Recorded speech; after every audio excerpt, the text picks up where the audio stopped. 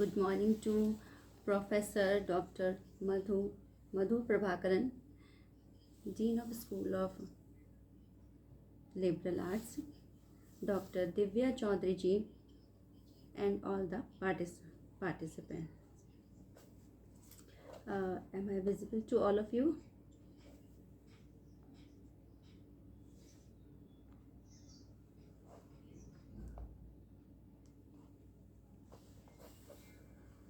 Okay.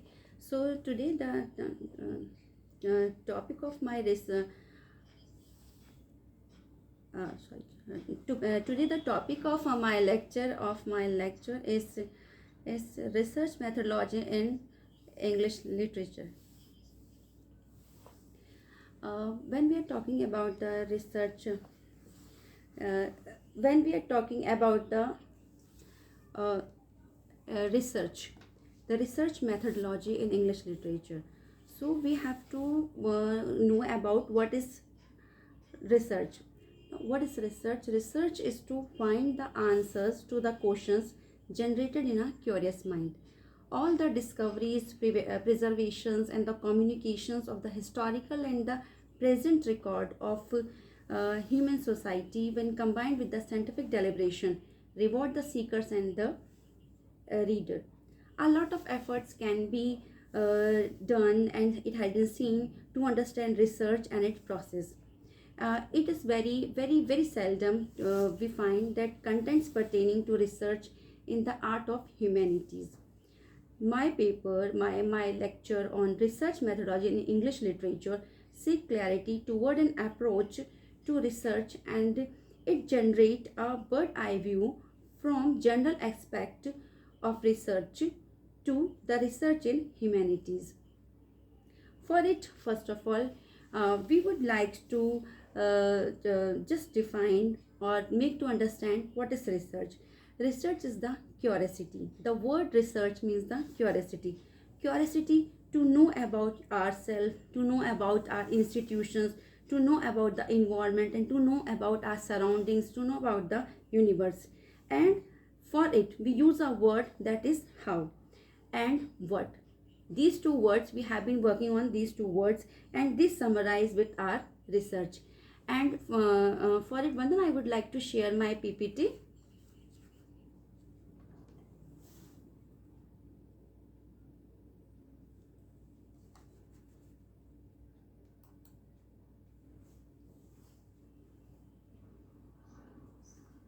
Yeah, I'm sharing.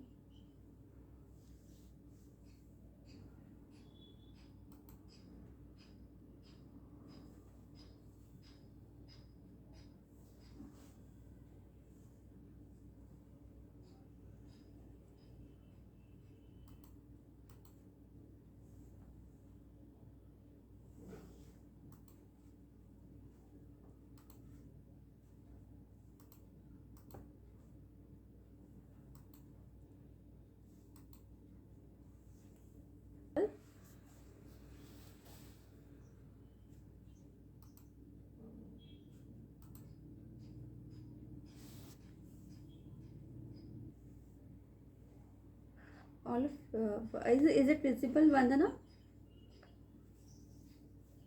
Yes. Is it okay?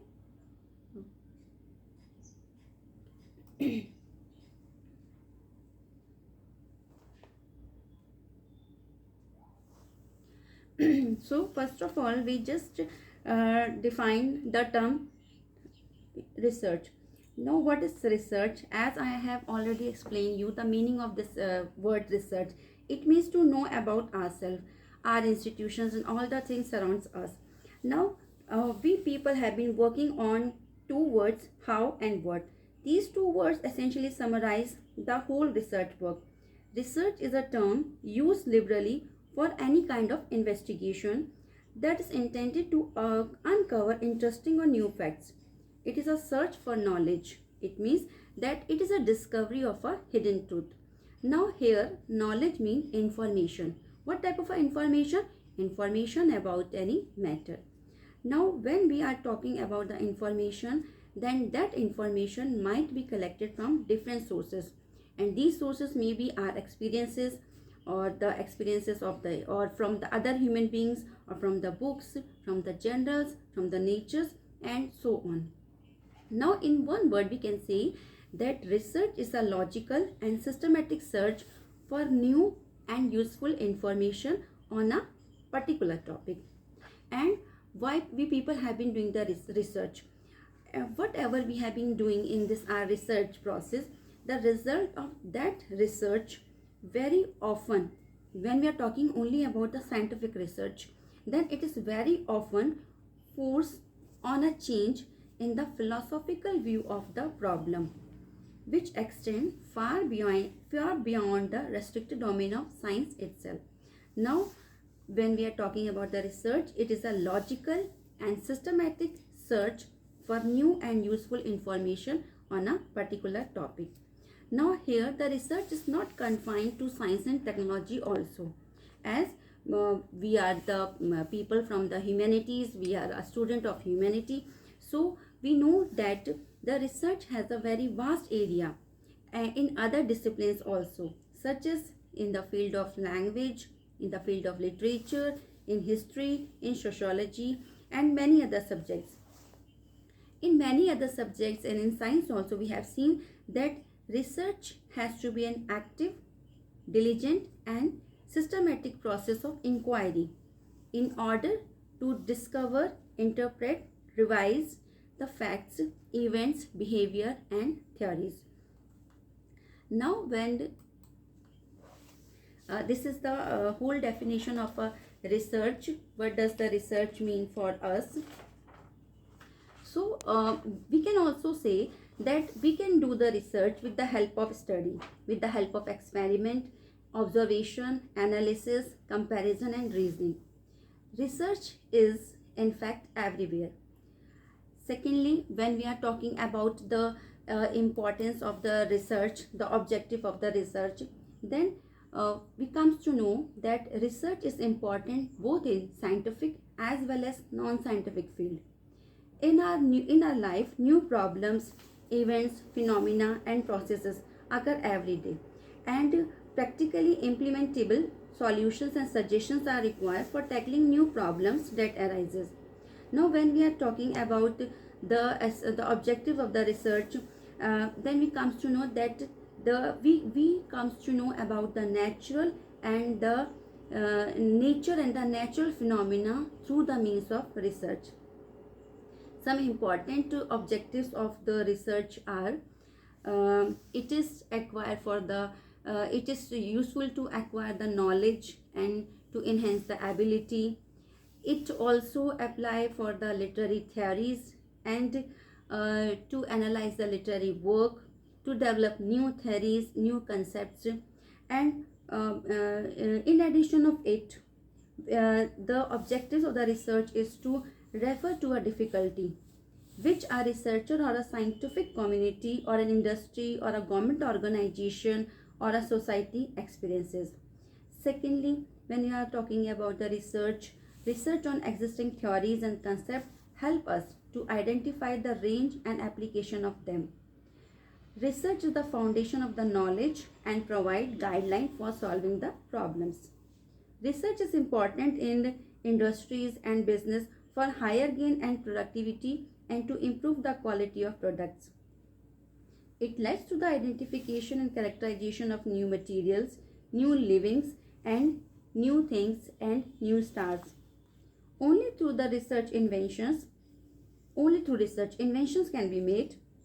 New and novel phenomena and processes such as superconductivity and many other things, they are going to discover the new fields.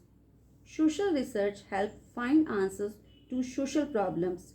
They explain social phenomena and seek solution to social problem. Research also led to a new style of life and make it diligent and glorious.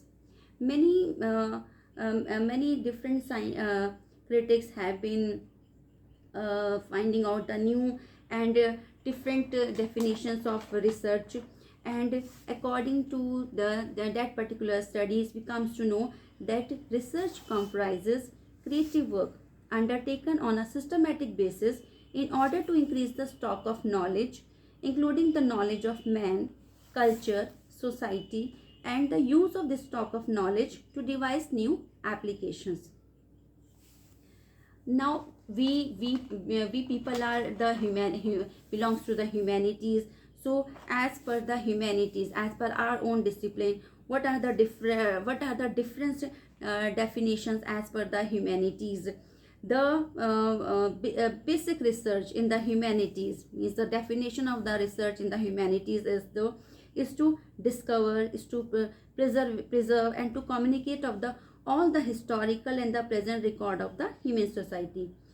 Secondly, the invention of the method for studying and interpreting that record. All the investigation and the preservation of the languages and linguistic skills increasingly needed in a global age. Experimentation in the creative art with a wide range of social and cultural experiences.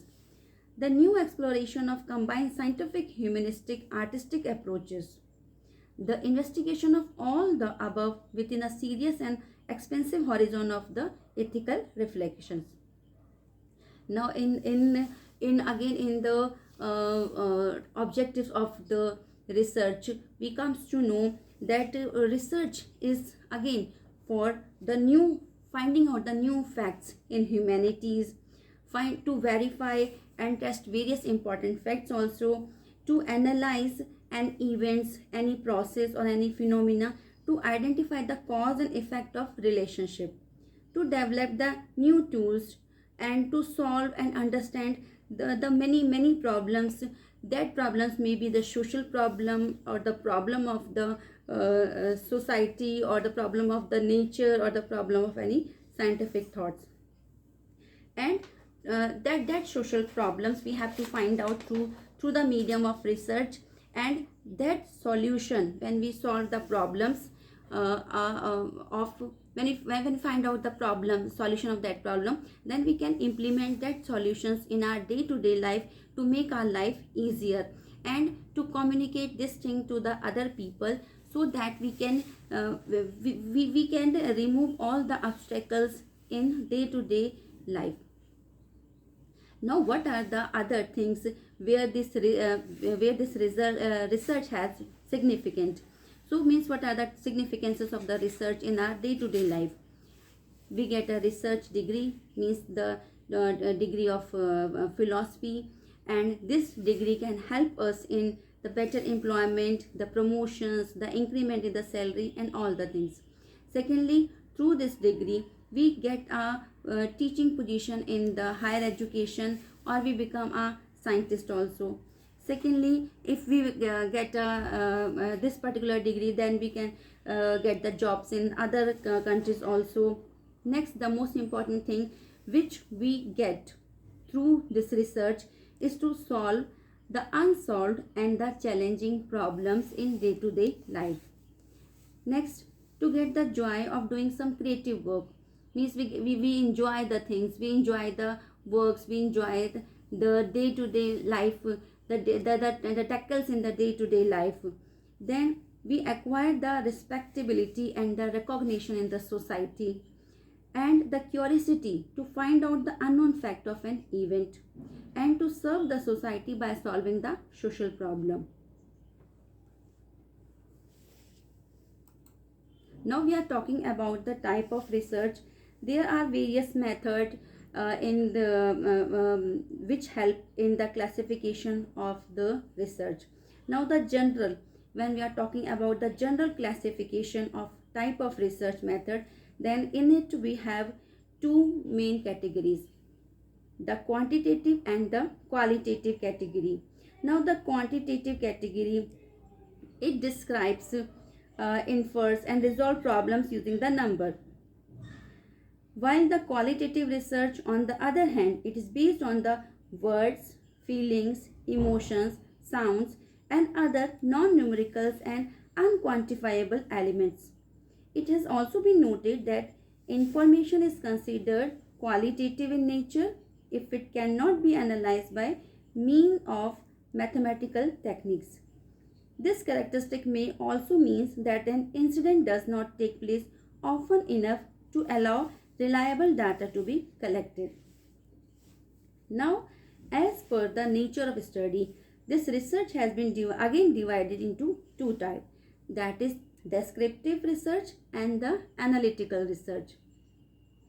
When we are talking about the descriptive research, so this type of a research involves survey and the study that aim to identify the facts, or we can say that descriptive research mainly deal with the description of the state of affair as it is present, and there is no control over the variables in descriptive research. When we are talking about the analytical research, it is fundamentally different in a way that the researcher has to use facts or information already available and analyze these in order to make a critical evaluation of the material. And when we are talking about the type of research according to the purpose of the study, then again it is divided into two types. First one is applied research and the secondly is fundamental research. Now, what is applied research? Applied research is also referred to as an action research, and fundamental research is sometimes called a basic or a pure research. And when there's a difference, when we are going to go deep in the applied or the fundamental research, then we can say that in applied research, this tries to eliminate the theory by adding to the basic of a discipline, while fundamental aims to solve a problem by adding to the field of application of a discipline. In applied research, problems are analyzed from the point of one discipline, while in a fundamental research, several disciplines work together for solving the problem. It expands the knowledge. In applied research, generalization are preferred, while in fundamental research, research individual cases without the aim to generalize. In applied research, forecasting approaches is implemented, while in fundamental, often research individual cases without the aim to generalize. When we talk about the applied research, it assumes that other variables do not change, while in fundamental research, acknowledges that other variables are constant by changing.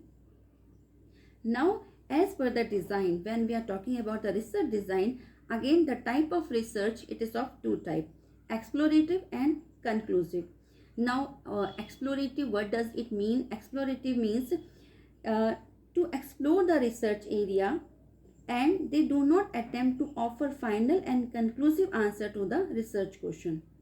While the conclusive study, it is just contrary to the exploratory.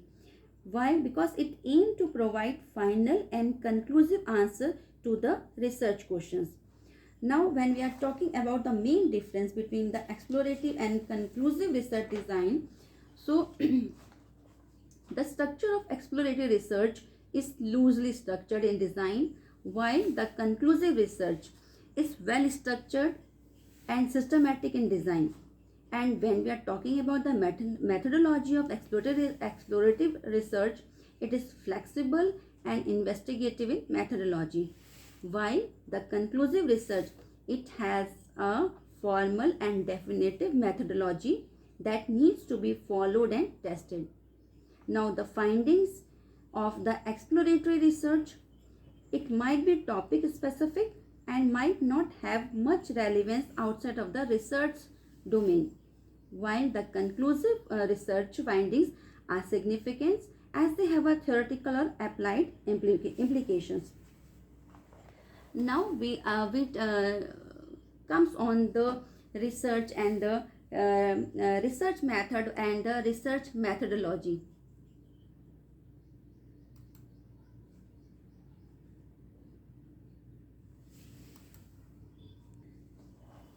What is research method?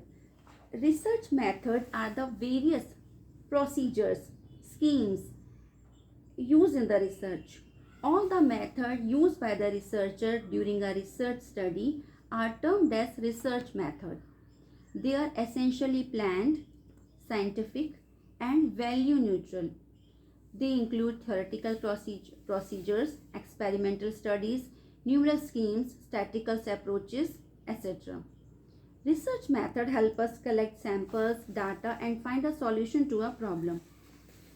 While the research methodology, when we are talking about the research methodology, it is a systematic way to solve the problem. It is a science of studying how research is to be carried out. Essentially, the procedures by which researchers go about their work of describing, explaining and predicting phenomena are called the research methodology. It is also defined as the study of method by which knowledge is gained. It's aimed to give the work plan of research. When we are talking about the research methods are the tools and techniques for doing various activities of research. As with all activities, which this activity is carried out will be reflected in the quality of result. So, an attempt is made to review the basic nature of research and the method which are used to undertake a variety of investigations relevant to a wide range of subjects such as natural sciences, social sciences, social anthropology, psychology, politics and all the other streams. So, in one word we can say that methodology refers to the overall approaches and the perspectives to the research process as a whole, and it concerns with why, what, where, how data is collected and analyzed. And a research method refers only to the various specific tools or ways data can be collected and analyzed. Example, a questionnaire, interview checklist, data analysis software and so on.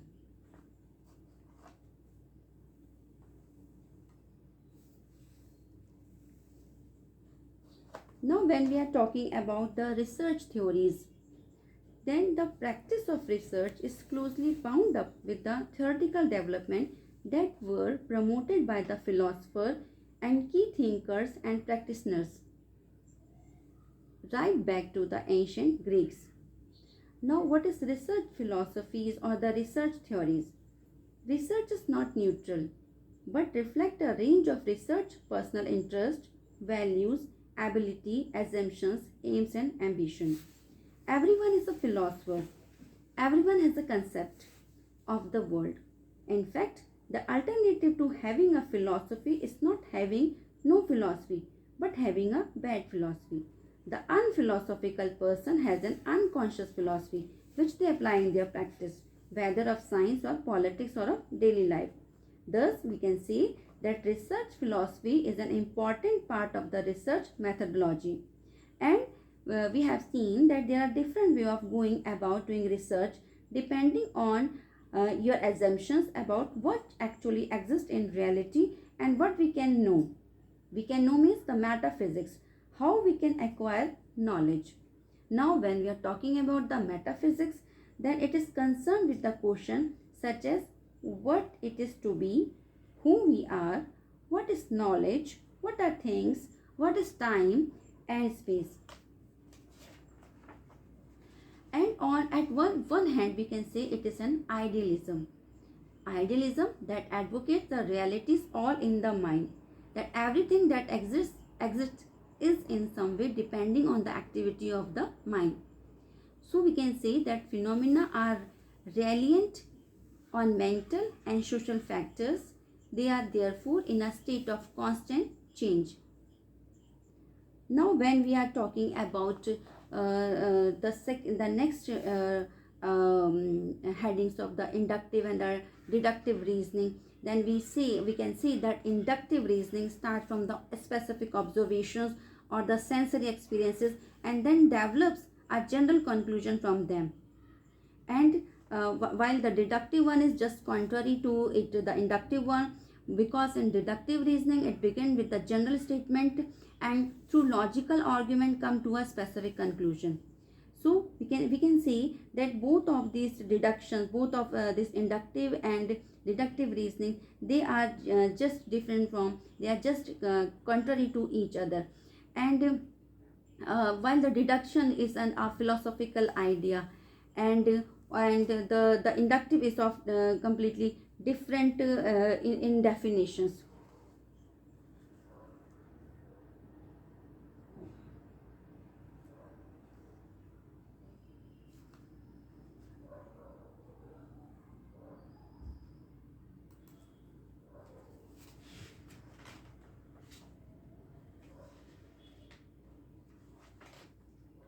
And when we are talking about the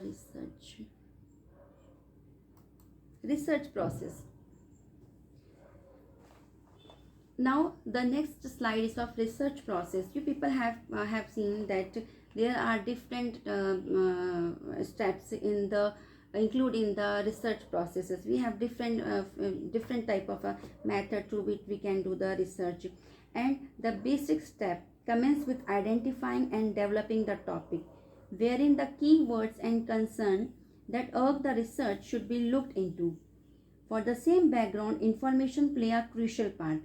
Avail details through books, using catalogs, media, encyclopedias, articles in periodicals and journals, internet resources, use search engine and the other. Then prime task lays in evaluating through critical analysis of the data found. The research process can be satisfactorily completed when proper citations, use citations tools and style in standard format is made. The subjective part has to be given justice by one's own devotions and understanding and perception with excellent use of verbal intensity. Now, when we are talking about the subjective part has to be given justice by one's own devotions, understanding, perceptions with excellent use of verbal intensity. Now, research problem and the literary survey. These two are the things which we have to be focused a lot. It is necessary to first define some kind of research problem in order to provide a reason for doing the research. Means why we people are doing research. So we for it we have to find out a particular cause, and then we have to find out a particular problem. So for doing research we need to find out the cause of the research, why we are doing research. After defining a problem, the researcher has to do literature survey. Literature survey connected with the problem. Literature survey is a collection of research, publications, books and other documents related to the defined problem. It means first of all we have to find out the problem, then we have to go through the literature, and when we going through the literature, all the literature things, and then we comes to the matter in our hand which relate to the defined problem. Literature material are the crystallization of wisdom, are the ocean of the knowledge, have important values for the development of human society, history, culture, and research scholars. Education researchers shall fully share information, conduct literature researches to grasp sources of relevant research and scientific development, and to understand what our predecessors have achieved and the progress made by other researchers. However, in the ocean of knowledge of such a vast amount of information, to choose representative literature, we should bear in our mind the following points. First one, to master the fundamental theory knowledge, including qualitative analysis, literature grade identifying, literature collection method, literature sorting, and content analysis. Second one, to identify representative literatures based on fundamental knowledge. Next, the literatures written by experts or scholars from national key disciplines, research, basis comment literature used by discipline annual report and discipline development status meeting literatures written by discipline leading scholars. Next, literature often cited, literature of time effectiveness reflecting the current development of research field.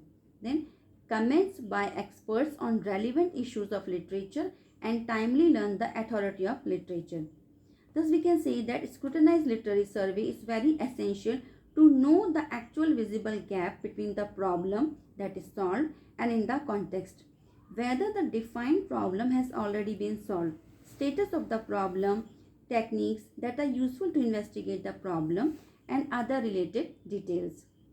The problem which generate the subject of the research, its aim and the objectives.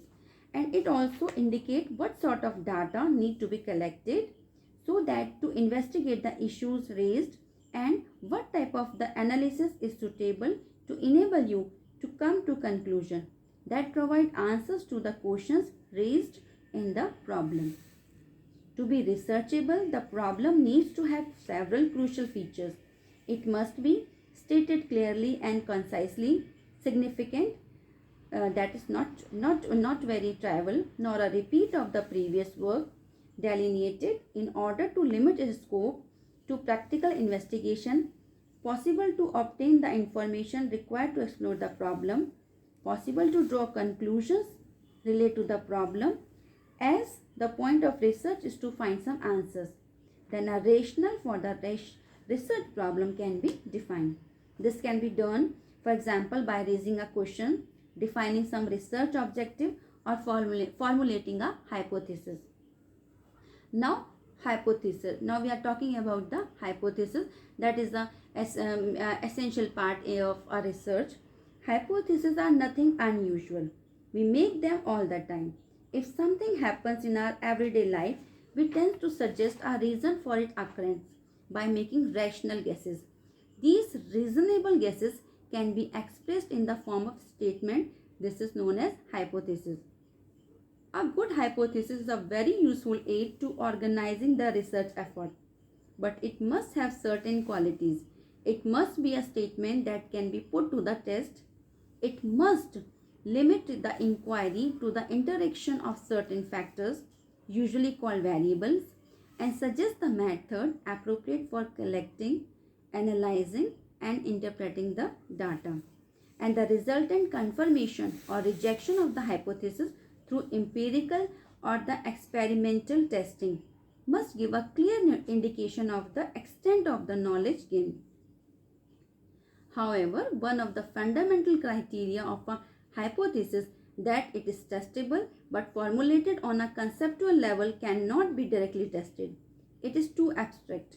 So, it is therefore necessary to convert it into an optional level, and that is known as operationalization. Now we talk about the research ethics. What are the research ethics? Research, however novel its discoveries, is only of any value if it is carried out honestly. It is simple matter to follow the clear guideline in citation that will prevent you being accused of passing off other people's work as your own, called plagiarism. So we must be very careful when we have been working on any problem. These are the two aspects of the ethical issues. First one, the individual values of the researcher relating to the honesty and the frankness and the personal integrity. Secondly, the researcher's treatment of other people involved in the research relating to the informed consent, confidentiality and anonymity and the courtesy.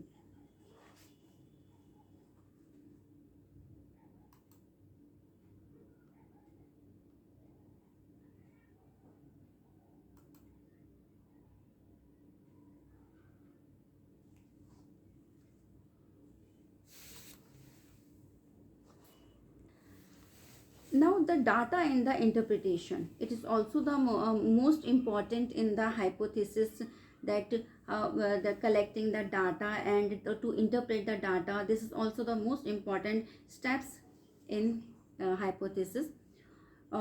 It's although it's very difficult, but we have to maintain it. We have to maintain it to be free from the bias. Distorting your data or result knowingly is a serious lapse of honesty. Scientific objectivity should be maintained as much as possible. If the study involves personal judgment and assessment, the basis for these should be given. Silently rejecting or ignoring evidences which happens to be contrary to one's belief, or being too selective in a data used and in presenting the result of the analysis constitute a breach of integrity. Data is another word for bits of information. Data are not only elusive but also empirical. They may be true for a time in a particular place as observed by a particular person, but might be quite different from the next day. Data are not only experimental but are also corruptible. And second-hand report and biased view are often create an obstacle in our research. Now, what should be the level of the abstraction? We people have been talking about the abstractions. So, there are different levels in the abstraction. And to comprehend that level of abstraction of data, it should be convinced that they are part of a hierarchy of information, going from general to the particular, from abstract to the concrete. Understanding the hierarchy make it possible to break down research problem expressed in the theoretical language to more practical component that can be measured in some way. So when we are talking about the level of abstraction, then we comes to know that the first step is the theory. Theory, abstract statement that make claim about the world and how it works. Research problems are usually stated as a theoretical level. Then concept. Second step is the concept. Building block of a theory, which are usually abstract and cannot be directly measured. Then the third step is indicators, phenomena which point to the existence of the concept. Then comes the variables, component of the indicator which can be measured. Then values, actual unit of the measurement of variable.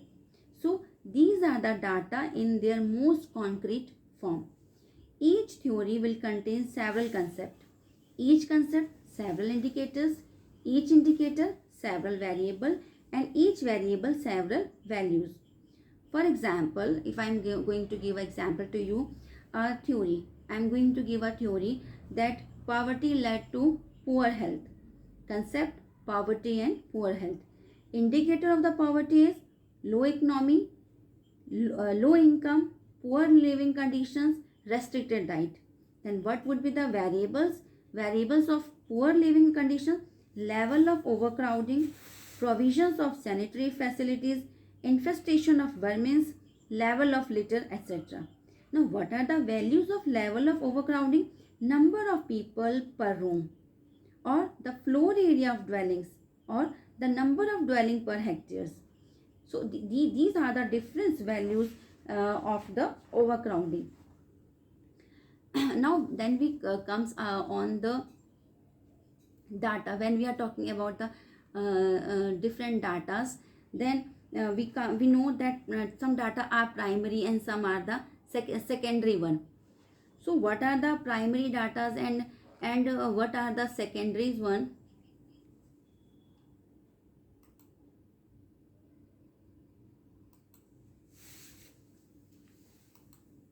No, data collection for the literary studies. There are two main methods of the data collection. One is the primary data, and the second one is the secondary data. What is the primary data? The data comes in two main forms depending on its closeness to the event recorded. Data has been observed, experienced or recorded close to the event are the nearest one can get to the truth are called the primary data. Written sources that interpret or record primary data are called the secondary sources. So secondary sources or the secondary data is completely depending on the primary data or the primary sources. The secondary data or the secondary sources, these tend to be less reliable. These are not so reliable. Now there are four basic type of primary data. When we are talking about the primary data, it is also of four type. What are these four type? That is the measurement, observation, interrogation and the participation. Now we discuss all these four steps one by one. The first one is the measurement. What is the measurement? Collection of numbers indicating amount. Example, voting polls, exams result, car mileage, oven temperature. So all the things which we can calculate, which we can measure, that is the measurement. Now the second is the observation. Observation means records of events, records of the situation, the things which you experience with your own senses and perhaps with the help of an instrument. For example, the camera, tape recorder and the microscope. Now the third one is the interrogation. Data gained by asking and probing. Example, information about the people, convictions, likes and dislikes through the means of the interrogation. Now the participation, data gained by experience of doing things. Like for example, the experience of learning to ride a vehicle tells you different things about balancing, dealing with the traffic, dealing with the crowds, dealing with the mass, uh, etc. etc. Rather than just observing. So we can say, just as we are bombarded with the primary data, we are cascaded with secondary data in the form of news bulletins, magazines, newspaper, documentaries, advertising, and the internet, and so many other sources. The data are wrapped, packed, and spun into tiny and pithy articles or digestible sound bites. The quality of the data depends on the sources and the method of presentation. Referee journals containing papers vetted by leading experts, serious journals such as more professionals and trade journals will have authoritative articles by leading figures. Magazines can contain useful and reliable information or be entirely Philippines. The same goes for the books also, millions of them. They range from the more erudite and deeply researched volume to ranting polemics and commercial paps. Television and radio programs vary likewise, as does information on the internet. A major aspect of using secondary data is making an assessment of the quality of the information or the opinion provided. It is also a very good practice to compare the data from different sources. This will help to identify bias, inaccuracies, and the pure imagination. It will also show up different interpretations that have been made of the event or the phenomena. Now comes the level of the measurement and the quantities and the quantitative and the qualitative data. Now what is the measurement of data? We have to comes on the very first point of measurement of data. Data can be measured in different ways depending on their nature. These are commonly referred to as level of measurement, and these are nominal, ordinal, interval and the ratio. In descending order of precisions, the four different level of measurements are nominal, Latin for name only, ordinal, think ordered, level or ranks, interval, equal interval among levels, ratio, let the O in the ratio remind you of a 0 in the scale. There are some simple tests which may determine which kind of data measurement that can be used on the value of a variable. If one value is different from the another, you have a nominal scale. If one value is bigger than the other, better or more of anything than another, you may have an ordinal scale. Or if one value is so many units, degree, inches and etc., more or less than another, you have an interval scale.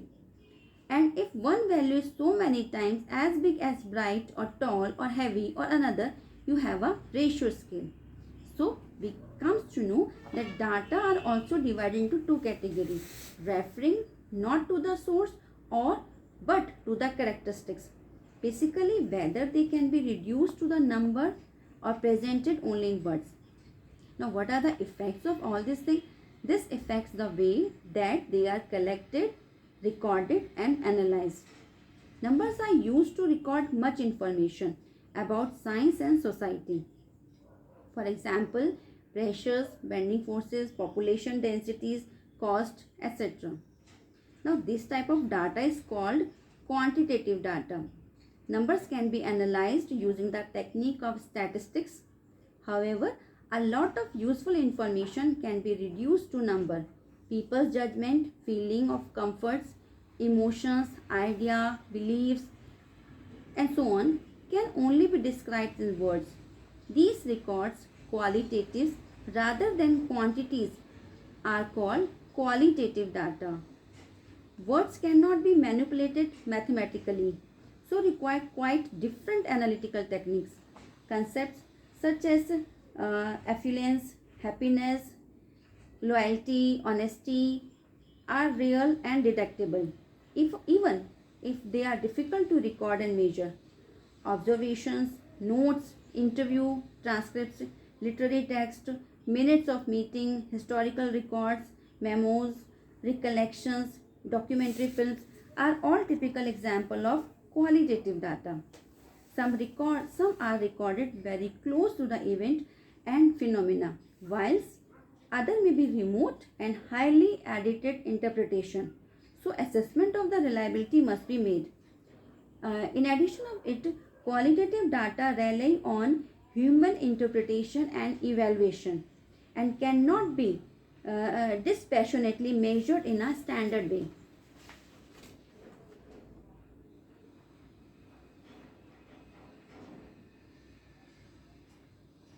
Now, when we are talking about the qualitative analysis of text, then in it we have the three main category, three main heading, and the first heading is the rhetorical analysis, and second is narrative analysis, and third is semantics analysis.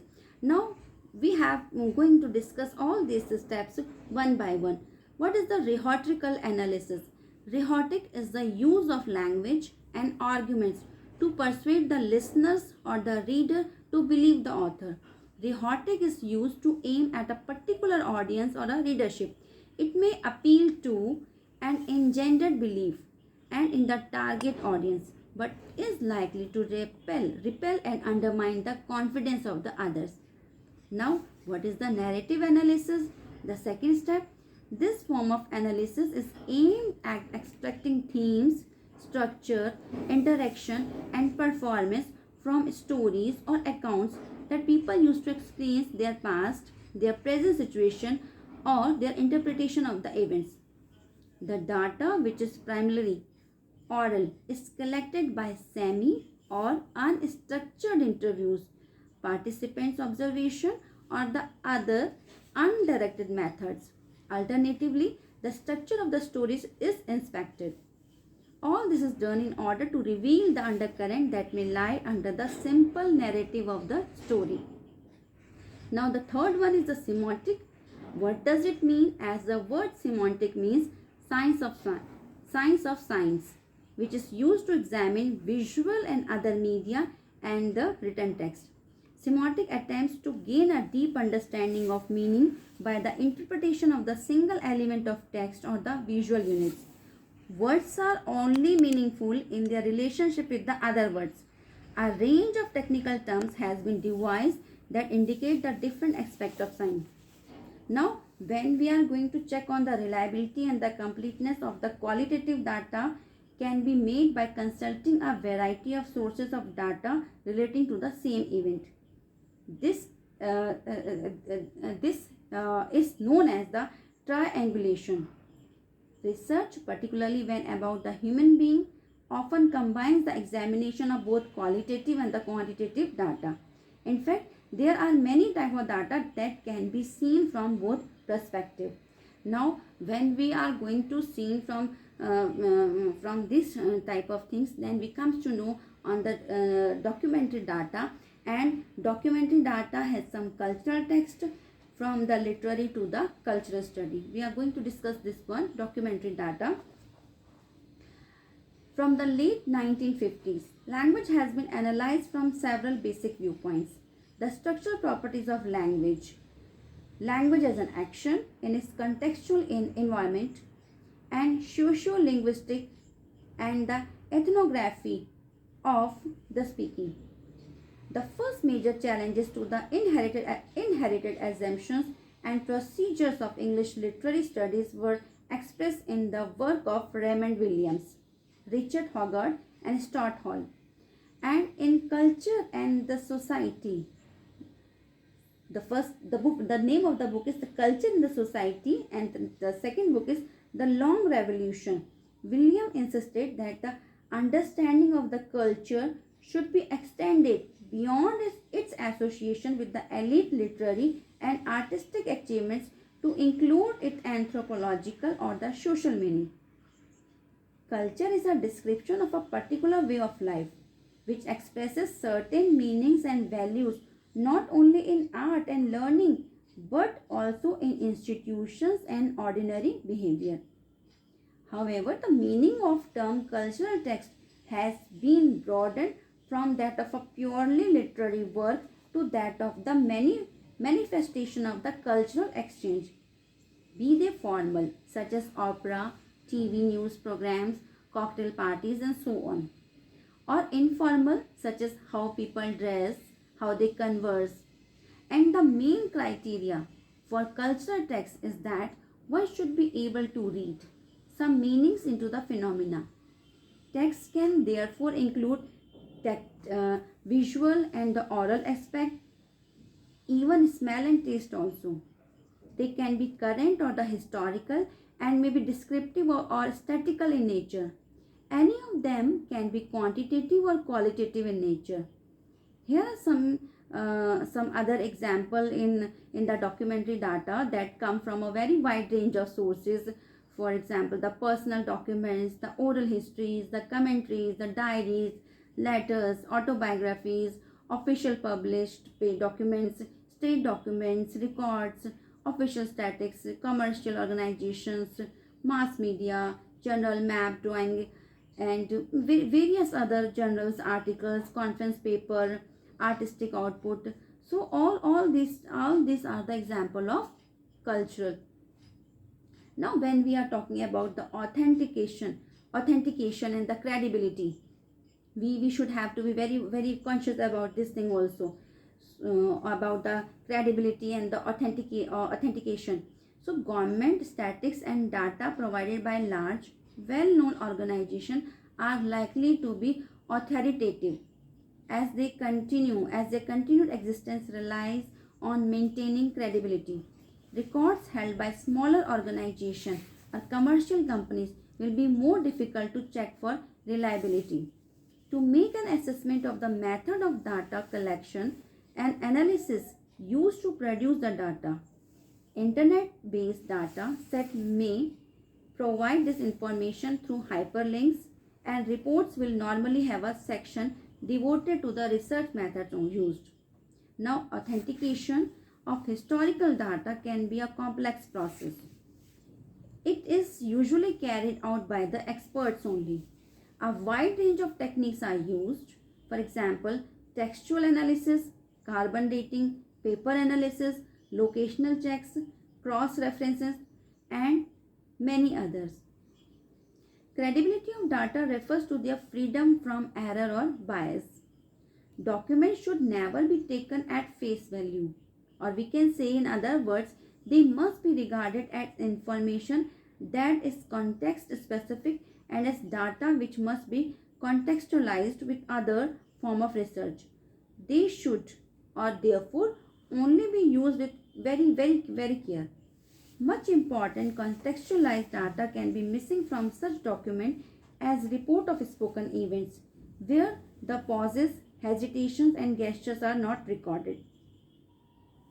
And then next is the presentation of the report or the framework.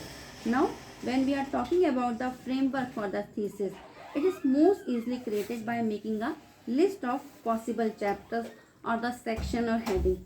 At the very simplest level, the division may be like this: the title, the certificate, the preface, acknowledgement, table of content, introduction, background and the previous research, the research methods, a description of the research action, their result, graph, charts, and bibliography. Now, what are the different means of the bibliography? As you have seen in on your screen, the bibliography. How we can write the bibliography?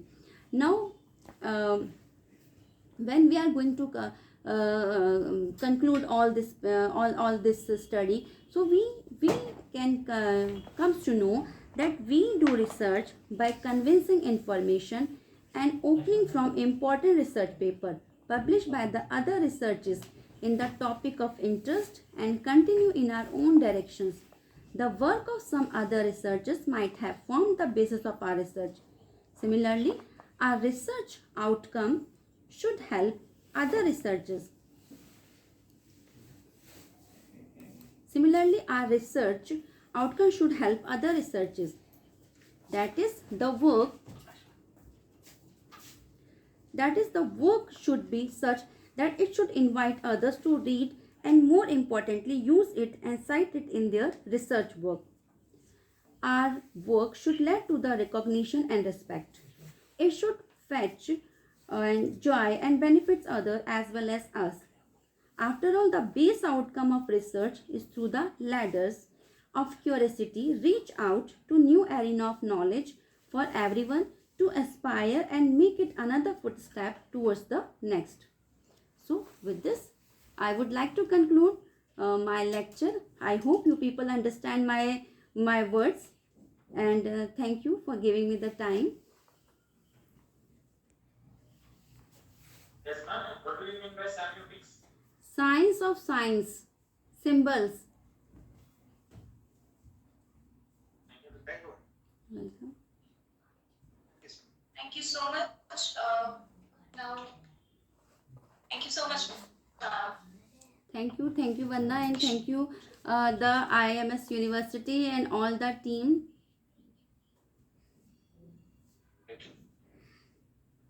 On behalf of the IMS University, I would like to offer a vote of thanks to Dr. Vandana Chauhan ma'am.